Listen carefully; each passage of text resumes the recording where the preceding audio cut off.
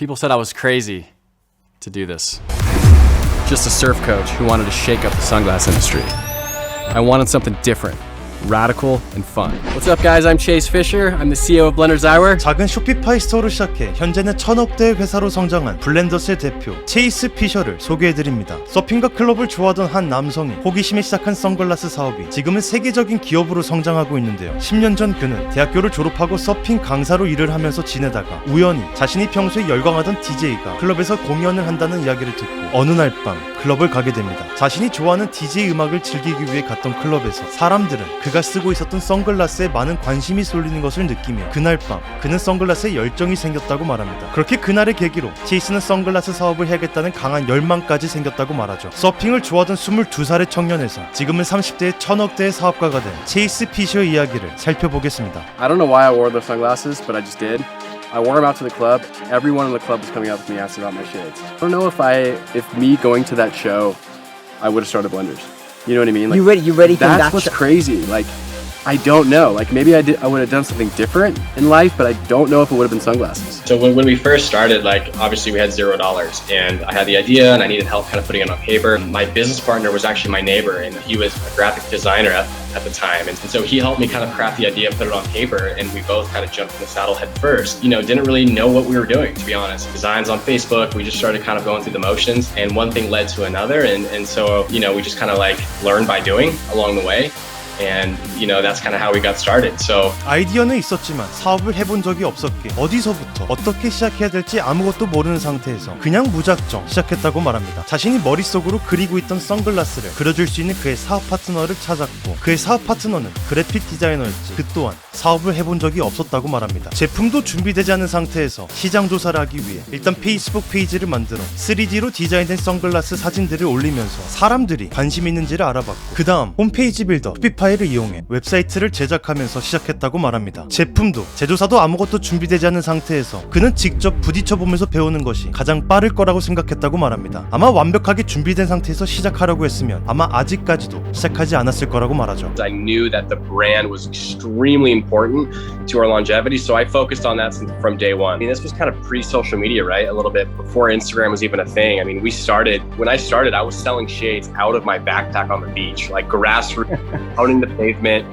I was going to pool parties, I was going to music festivals, I was going to surf contests, I was going to street fairs, and literally building the brand organically. Because that's all I knew how to do. I didn't know how to build a website. I didn't know how to drive traffic. It was all about just getting the brand out there on an organic level. And for me, that was extremely valuable because everything was born, you know, face to face. And it was born with like people and relationships in the real world. So it was a lot of just me running and gunning early on. And then when social media started to kind of take shape and Instagram got popular, that was like, okay, all of our tactics really migrated to building the brand and our presence online. So yeah, it was a lot of manual work, a lot of, you know, long days in the sun, but I wouldn't trade it for anything. 체이스는 룸메이트한테 빌린 2,000불로 자신이 디자인한 선글라스를 사입해서 직접 발로 뛰면서 고객과 관계를 쌓았던 그런 기초 과정이 있었기에 자신의 브랜드가 탄탄하게 성장할 수 있었다고 말합니다. 소셜미디어가 유행이 되고 인스타그램이 유명해지던 시점에서 자신이 직접 발로 뛰면서 판매하던 전략을 온라인으로 옮기면서 브랜드를 더 알릴 수 있었다고 말합니다. 하지만 그는 온라인이라고 고객을 고객처럼 생각하지 않는다면 브랜드가 무너질 것이라는 걸 생각해서 온라인에서도 가장 중요하게 여겼던 것은 고객의 경험과 소통이라고 말합니다. 그리고 그는 지금까지도 첫 방문 고객과 재방문 고객 그리고 VIP 고객들에게 똑같은 방식으로 대하는 것이 아니라 이메일 마케팅을 통해서 약간의 차별성을 둔다고 말합니다. 그래야만 이메일 마케팅의 효율성이 높아진다고 말하죠. 자세히 들어보겠습니다. Understanding what that journey looks like from a user perspective. So we've just heavily been focusing on what's been working the best, and that's just been Facebook and Instagram, email marketing. Where those email addresses were, we just wanted to literally build that list as big as we could. We got kind of caught up in the numbers of just building up the list, and once the list gets bigger, we're going to make more sales, and it's like that couldn't be further from the truth. And so what happens when you do that, your mailing list actually becomes depreciated because those aren't customers that are actually going to buy. Your deliverability gets pretty much knocked out. SMS 마케팅을 주로 하는 국내와는 다르게 해외 쪽에서는 이메일 마케팅을 상당히 중요하게 다루는데요. 체이스 피셔는 고객의 이메일 리스트를 모으는 데만 집중하지 않고 이메일 마케팅의 효율적인 방법을 찾았는데요. We've basically taken the approach of always doing health checks on our email list and making sure we clean them up every 6 to 12 months to make sure like the people that we're messaging are actually engaging with the emails. As your customer base grows, as your brand grows and your audiences grow, they shouldn't be getting the same messages as everybody else. You should segment certain messages to your VIP customers that are spending more each year. You should be segmenting messages differently to men and women. And each one of those communication lines does have different content. It does have different messaging. It does have different ways that we communicate. And even though they are automated, it's still, because they're segmented, it allows you to personalize them a lot more. Messages go to men and women are completely different as opposed to someone that bought once and then someone that bought 15 to 20 times. Like, that message is completely different. So that's very, very important. Sort of buckets provide the most value, and making sure your messages that you send them are valid. 사업 초기 때 직접 발로 뛰며 고객들과 소통하고 관계를 쌓았던 경험을 온라인으로 옮긴 것뿐이라고 말합니다. 이메일 마케팅은 단순히 고객의 이메일을 모아서 똑같은 메일을 보내는 것이 아닌 고객들을 카테고리로 나눠서 그에 걸맞은 대화법 그리고 소통에 집중한다면 재방문 고객이 증가한다는 것이죠. 이메일 마케팅뿐만이 아니라 페이스북, 인스타그램, 고객들의 의견에 귀를 기울이면서 천천히 벽을 쌓아가는 과정이 중요했고, 빠른 길을 택하려고 할 때마다 다시 제자리로 돌아오게 됐었다고 말합니다. 많은 온라인 사업가들은 어떻게 해서든 자신의 제품만을 팔기 위해 현혹되는 마케팅으로 사람들의 관심을 끄는 사람들이 많습니다. 하지만 결국에 롱런을 하기 위해선 브랜드를 키워야 하고, 브랜드를 키우기 위해선 사람들의 관심을 끌 수 있는 좋은 제품, 스토리, 고객의 경험 등 여러가지 조합이라고 그는 말합니다. 그리고 그는 아직까지도 많은 사업가들이 온라인에 집중하지 않는다는 점이 의문이라고 말하죠. 여태까지 온라인 시장은 계속해서 성장해왔고, 온라인 시장의 트렌드는 매달 바뀌기 때문에 지금이라도 온라인 쪽으로 관심을 갖고 트렌드를 읽는 것이 중요하다고 말합니다. We went to trade shows like every other brand. We did wholesale trade shows. We went to Surf Expo. We went to Vegas. We did all the trade shows, and we were like, holy shit, we realized that this is very expensive.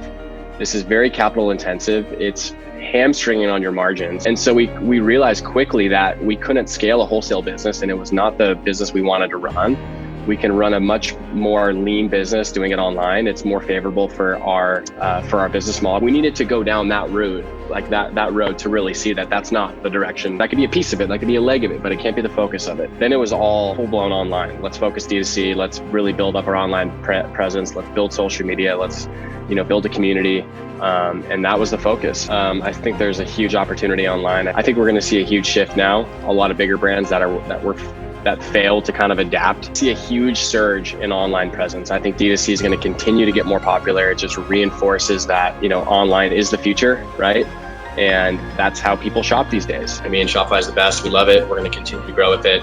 And so the way it's been evolving over the years, hugely valuable for a scaling business, and really easy on the team as well. I was always searching for the home run. I was searching for the overnight success. There's no home runs, right? But success is a compound of a lot of singles. I know it's crazy, from the dance floor flex to where we are right now. You know what I mean? 체이스가 걸어온 10년의 여정 속에서 수많은 실패가 있었지만 그는 실패는 성공을 하기 위한 과정뿐이고, 진짜 실패는 포기를 하는 것이라고 말합니다. 22살의 서핑 강사에서 어떠한 계기로 그는 자신이 열정 있는 것을 찾았고 그것을 포기하지 않고 계속 나아갔습니다. 어떻게 시작해야 될지 모른 채 직접 부딪혀보면서 배우고 고치면서 나아간 거죠. 완벽한 것은 없습니다. 그리고 지금은 충분히 무자본으로도 사업할 수 있는 세상이 열려있기 때문에 최소한의 리스크로도 큰 성공을 이룰 수 있다는 거죠. 포기하지 않고 첫 도미노만 넘어뜨린다면 엄청난 성장이 있을 거라고 생각합니다. 저희는 쇼피파이 구축 마케팅 에이전시 오직 쇼피파이입니다. 오늘은 쇼피파이와 함께 영원에서 1000억 원 매출을 일으킨 체이스 피셔의 마케팅 사례를 분석해 보았습니다. 만약에 온라인 사업을 생각하고 계신다면 저 개인적으로도 쇼피파이를 강력히 추천합니다. 쇼피파이는 최근에 들어 엄청난 발전이 있었고, 웹사이트 제작뿐만이 아니라 다양한 어플들과 마케팅 쪽으로도 엄청난 기능들을 제공하고 있어 뛰어난 마케팅을 수행하실 수 있습니다. 최근에 들어 크게 성장한 회사들도 대부분 쇼피파이를 이용하고 있죠. 국내뿐만이 아니라 해외 사업을 생각하고 계신다면 분명히 좋은 기회를 찾을 거라고 생각합니다. 긴 영상 시청해주셔서 감사합니다.